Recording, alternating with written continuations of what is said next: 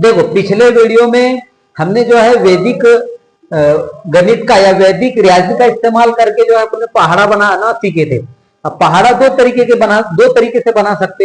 एक तो दोनों तरफ प्लस का अमल करेंगे, या फिर एक तरफ प्लस का और एक तरफ माइनस का और एक तरफ प्लस का अमल करेंगे। ये दो चीजें सीखे थे। अब पहाड़े जब वैदिक तरीके से बनाएंगे तुम तो क्या होगा, तुम आसानी से बड़ी तकसीम की मिसालें क्या कर सकते, हल कर सकते। तो ये पहाड़ा बनाने का जो वीडियो है तुम बार बार देखो, जिससे क्या होगा, तुम जो है आसानी से बड़ी मिसाल क्या कर सकते, हल कर सकते। अब आज के वीडियो में हम सीखेंगे वैदिक रियाजी का इस्तेमाल करके ज़रब करना। अब ज़रब करना जो है ये अमल तुम बचपन से सीखते आ रहे, लेकिन अपने आम तरीकों से सीखते आ रहे थे। जो आम तरीके हैं वो आम तरीकों से, तो उसे हल करने के लिए ज्यादा वक्त लगता। लेकिन जो है वैदिक रियाजी का इस्तेमाल करके तुम पहाड़ा जब बनाना सीखे, अपने ज़रब जब करना सीखेंगे तो बिल्कुल आसान है। कुछ ही सेकंड में या 1 मिनट में तुम्हारा क्या आ जाएगा, जवाब आ जाएगा बड़ी से बड़ी मिसाल का।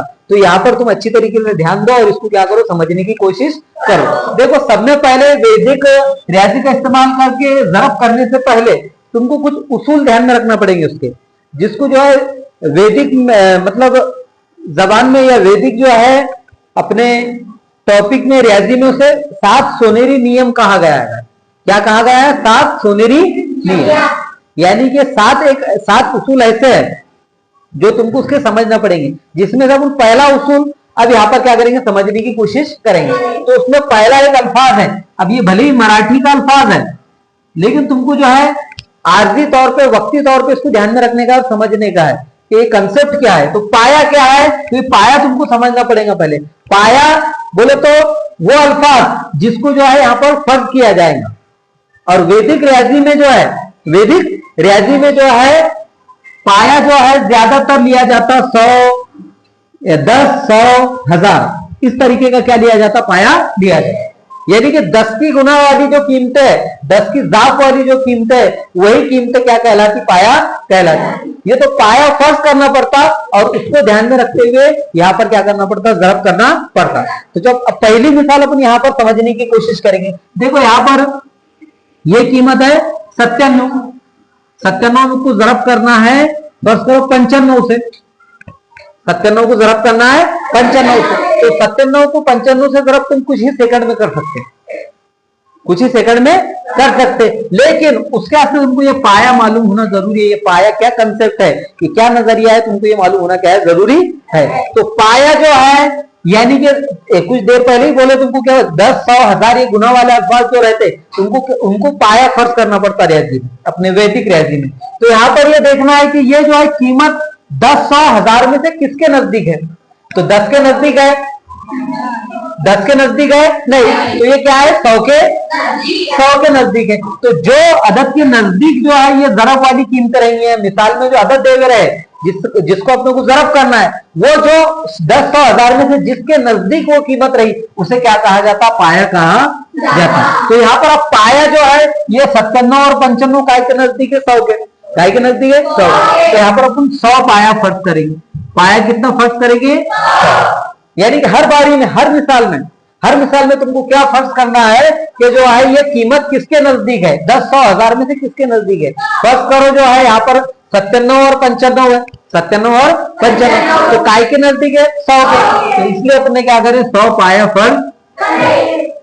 अब जब 100 पाया फर्ज करे तब उसको यहाँ पर क्या करना है, जैसे अपना आड़ी घड़ी तरतीब में वहां पर कीमतें लिखते, सेम उस तरीके से लिखना है। तो 97 जो है 100 से कितने कम है, 3। तो यहाँ पर तफरीक की अलामत डाल के क्या करेंगे, 3 लिखेंगे। और यहाँ पर 95 100 से कितना कम है, 5। यानी कि 100 पाया फर्ज करने का है और जितना कम है 100 से उसको तफरीक करके यहाँ पर क्या करने का है, लिखने का है। अब क्या करेंगे, यहाँ पर जो इधर वाले अदद है, यानी कि हाथ, ये जो मेरे 2 हाथ है, दाया हाथ और एक दावा हाथ और एक सीधा हाथ, ये भी तुमको ध्यान में रखने का है। ये देखो कौन सा हाथ है, ये सीधा, ये कौन सा हाथ है।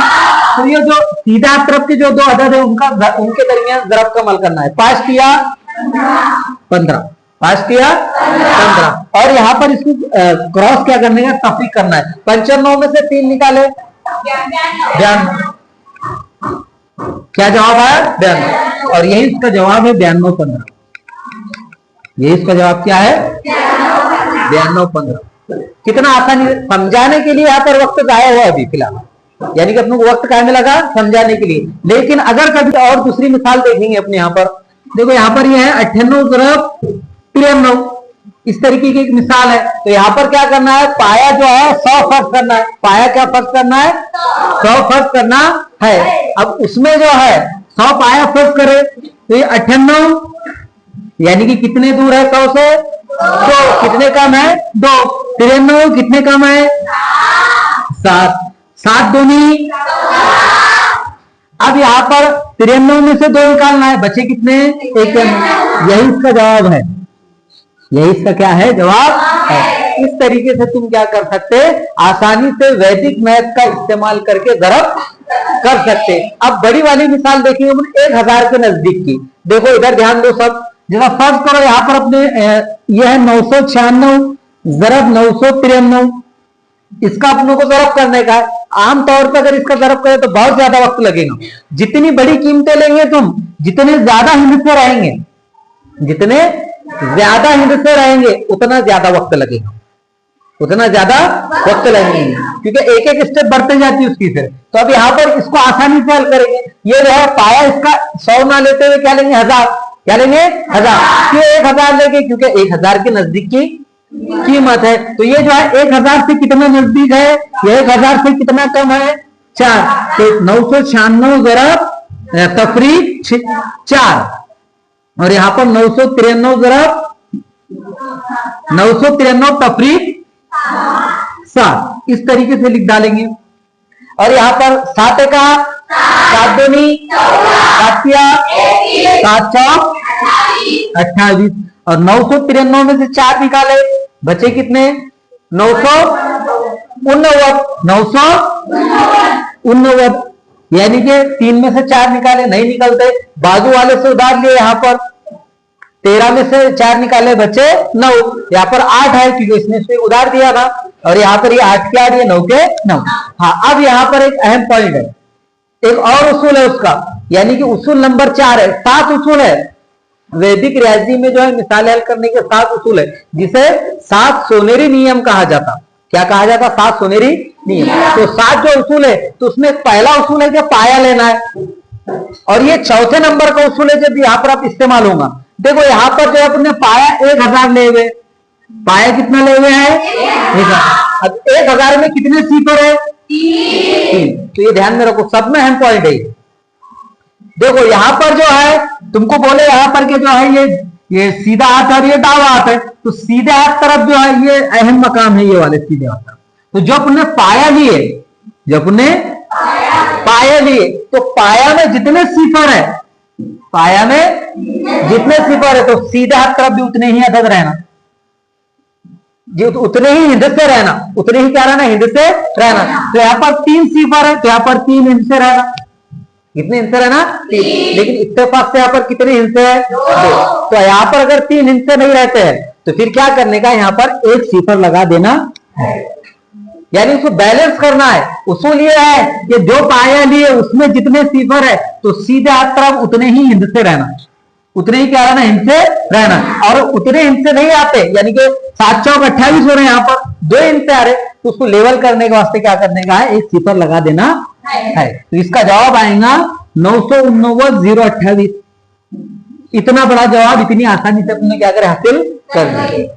बस ये कुछ उसूल है, 7 जो उसूल है उसके वो ध्यान में रखते हुए क्या करना है, उसको हल करना है। जिसमें पहला उसूल क्या है कि जो है पाया लेने का है, और जो पाया लेने का है उसके मुताबिक ये कीमतें क्या करनी की, सेट करनी की। यानी कि 1000 पाया लिए तो 996 1000 से कितने कम है 4, तो इसलिए अपन यहाँ पर क्या लिख डाले 4 लिख डाले। 993 कितने कम है 7, इसलिए अपने यहाँ पर क्या लिख डाले 7 लिख डाले। इधर वाला हिस्सा जो है इसका ज़रब करना है, इसका क्या करना है ज़रब करना है इन दोनों के दरमियान। और ये जो अदद है, अब एक खास बात ध्यान में रखो, कुछ बच्चे ये भी पूछ सकते सवाल कि यहाँ पर 393 में से ही 4 की तफरीक करें, ये ऐसा ही क्यों करें, ऐसा क्यों नहीं करें,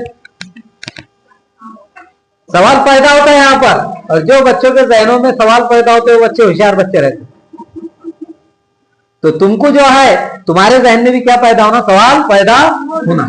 जिस सवाल बनते रहना कि ये ऐसा क्यों, ये ऐसा क्यों नहीं, ऐसा क्यों नहीं। तो बच्चे होशियार बच्चे रहते, तो तुम भी जो है होशियार बच्चे की लिस्ट में शामिल हो जाओ।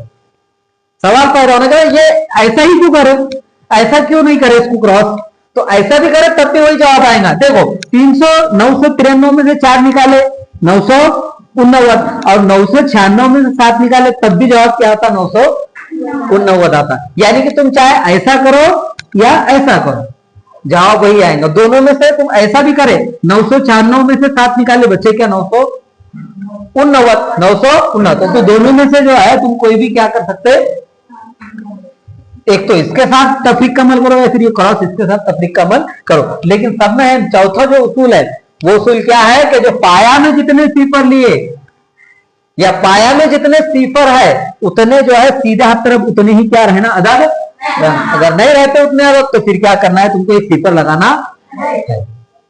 तो समझ में आया आपके, उम्मीद है कि तुमको जो है ये टॉपिक समझ में आ गया होगा और बिल्कुल आसान है, कोई ज्यादा मुश्किल नहीं है।